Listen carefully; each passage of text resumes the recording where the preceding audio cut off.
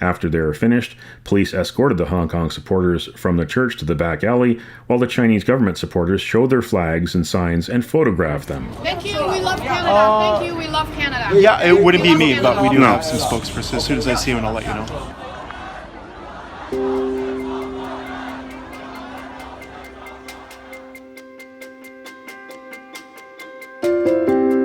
I was here last Saturday. There were hundreds of people protesting, supporting the protesters in Hong Kong in their fight for freedom. And there were also some people who were, let's say, they were protesting for the People's Republic of China against the Hong Kong protesters. I don't know about that specific demonstration, but I've been reading about the demonstrations around town to do with Hong Kong. It's a protest and counter-protest between the one side supports Hong Kong, the other side supports China. In terms of like the motivations, like people in Hong Kong, they're fighting for the freedom, trying to support the people, basically for basic democratic human rights. It's certainly very intimidating because there were rumors about the pro-China sides bringing knives and guns and like weapons. I think you had to cancel another protest downtown just for that reason. So I think it's like, in Canada we are a free democratic society. Everyone has the right to self-expression, but you should not be intimidating, people who you don't agree with.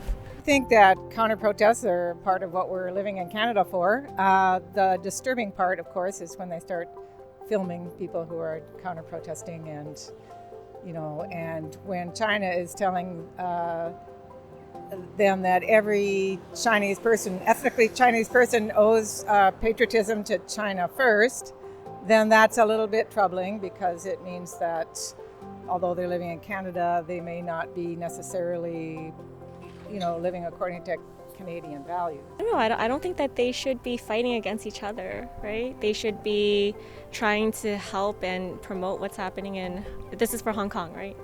Yeah, they should be, putting more emphasis on what's happening in Hong Kong and how, what's happening there is really bad and not fighting each other, because I'm assuming that that group there is pro-China?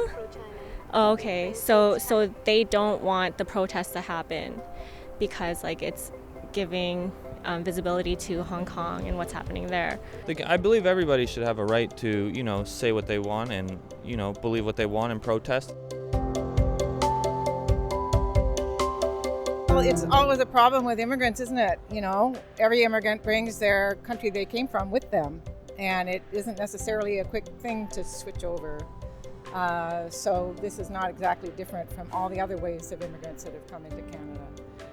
And then students who are just here for a little while, or business people who are just here for a little while, they have even less incentive to change their ideas. Bringing weapons into an argument or into a discussion is not aligning with Canadian core values. Canada's not a really pro-war place, so that's kind of surprising that they would be able to do that. And that's not how Canadians solve their problems, so I wouldn't say that that's on par with Canadian standards by any means. I think another thing we can do is we stand for freedom, we stand for democracy, we stand for these values. Our government can do more to embolden the people who are fighting for these things and to support them, whether they're in Canada or whether they're abroad. Well, Canada's got free speech, right? And I guess Hong Kong's trying to get that right now, and China's trying to stop it, am I right? So that's where the protests are good, because they're bringing awareness and trying to get the right people elected in office to make the changes happen for free speech. You can't let the oppressors oppress you, or else there's always going to be oppression.